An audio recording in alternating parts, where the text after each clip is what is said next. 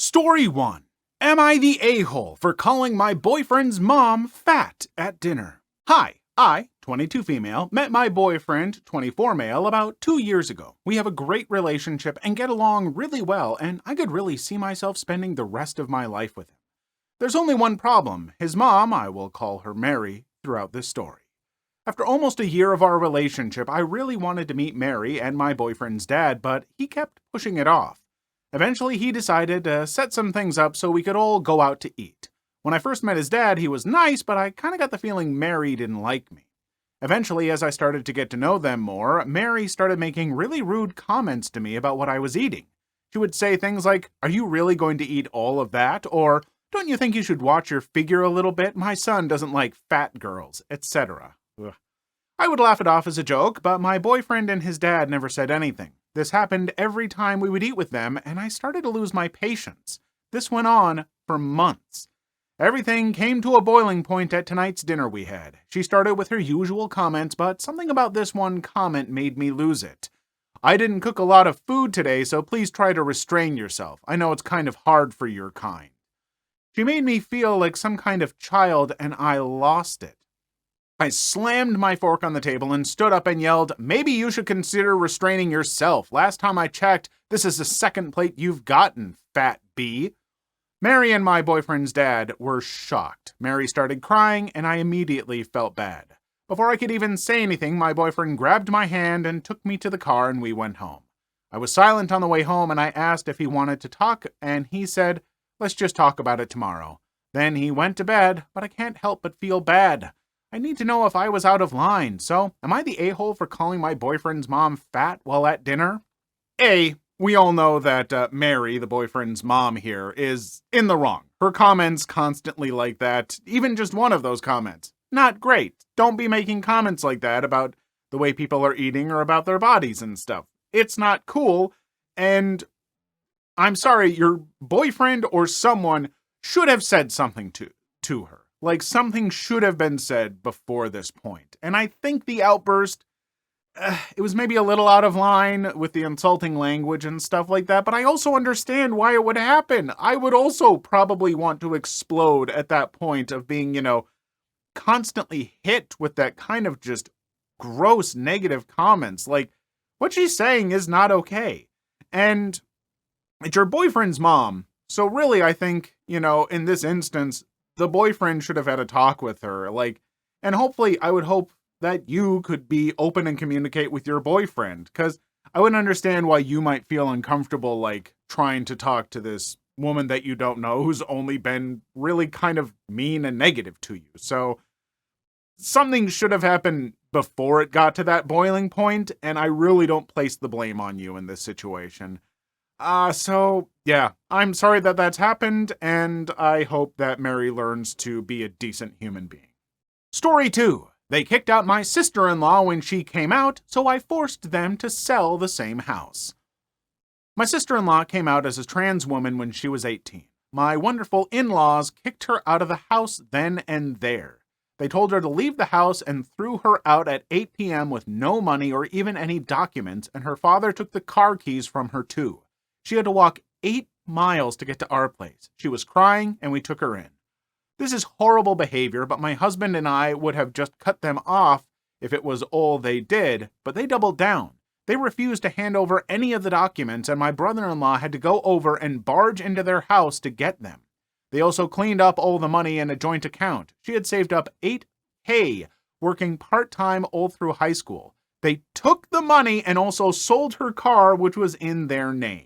They were trying to ruin her life as much as they could. My father-in-law is a small-time businessman, and his biggest account was supplying my employer. I had helped him get the contract, and it was very lucrative for him.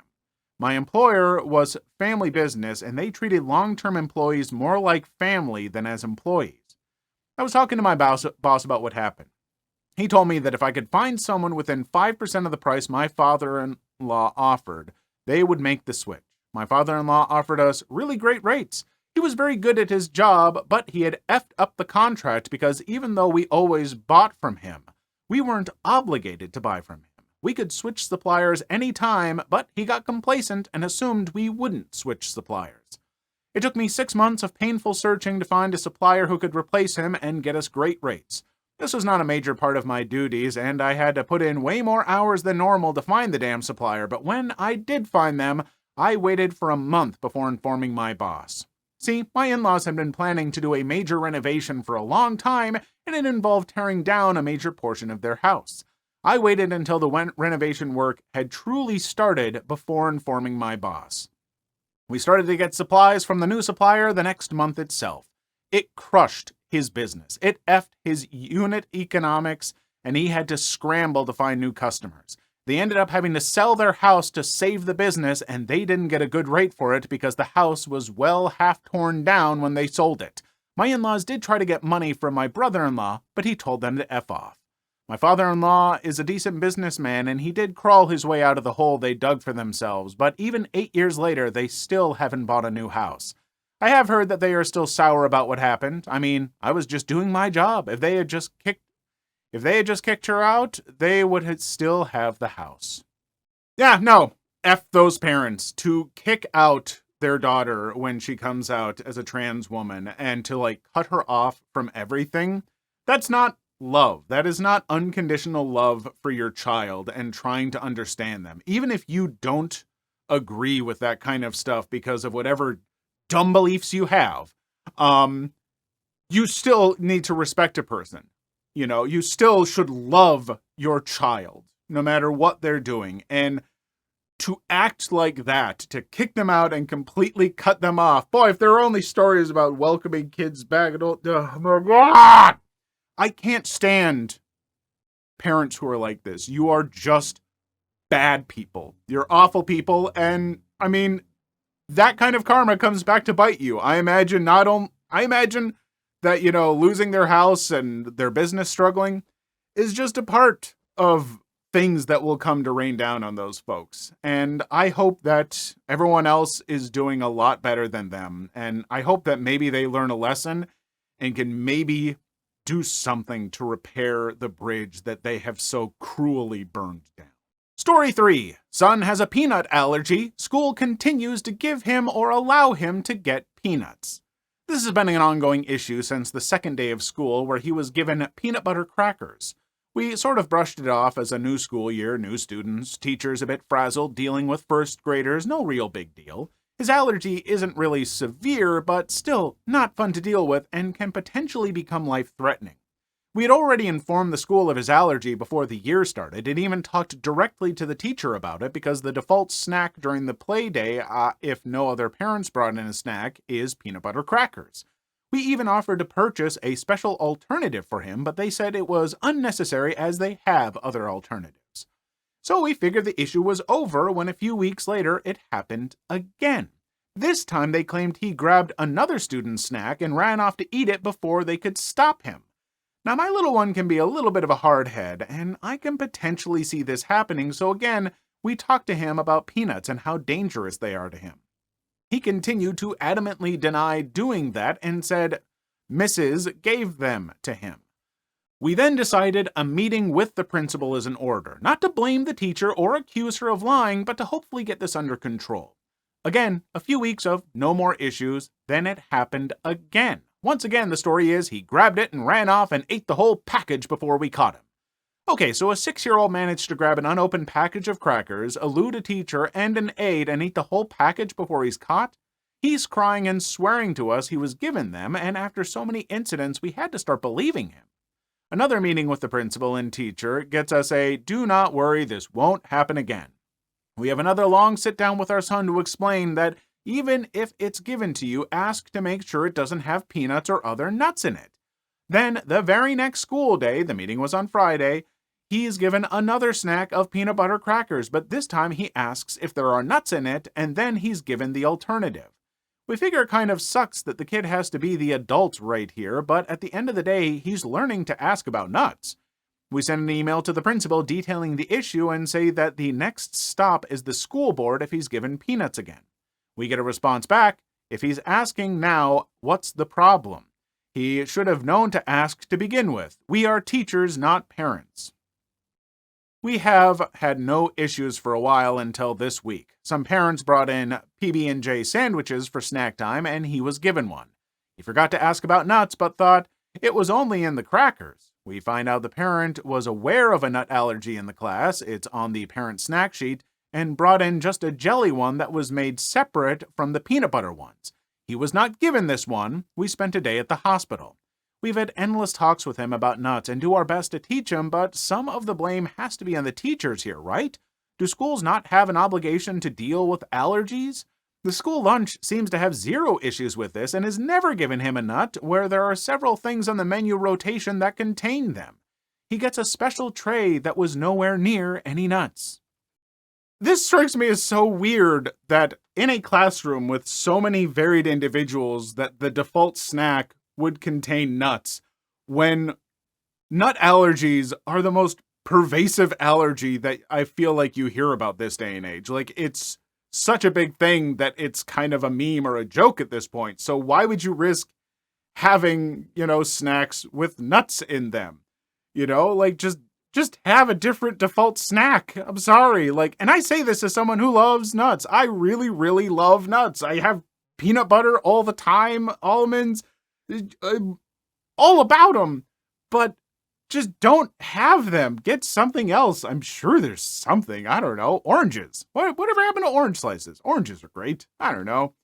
But it just feels like this shouldn't be an issue, and it should be something that the school takes at least somewhat seriously. I don't know where the line is and how much has to be put on, the student to be double checking on that, especially when they're a 6-year-old or whatever in first grade.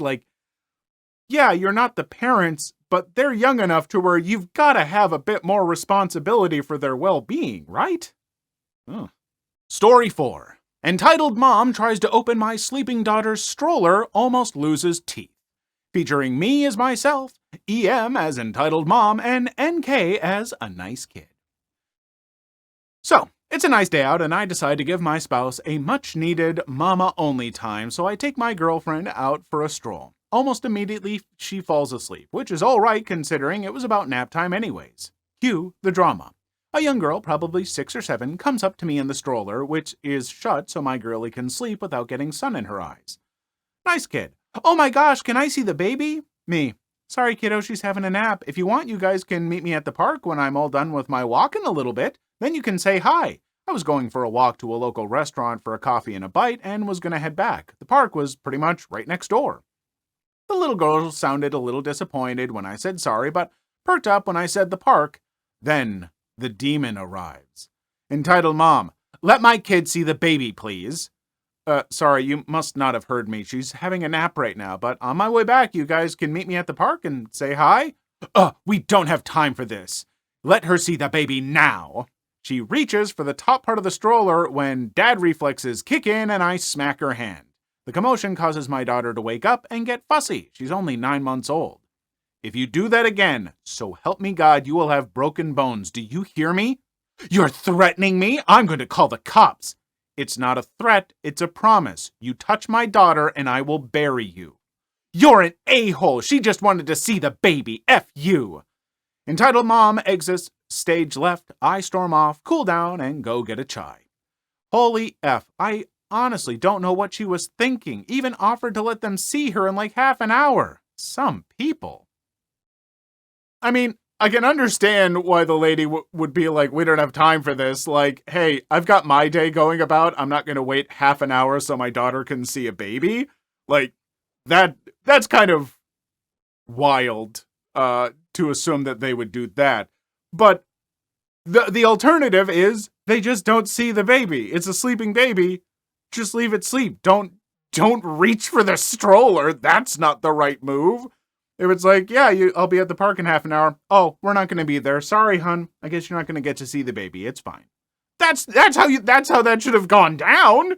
Not no, my daughter will see the baby. No, don't. You're absolutely do not just reach to get someone's child or even show it. That is just wild. I mean, I don't know if I would threaten to bury her over that. That's a lot.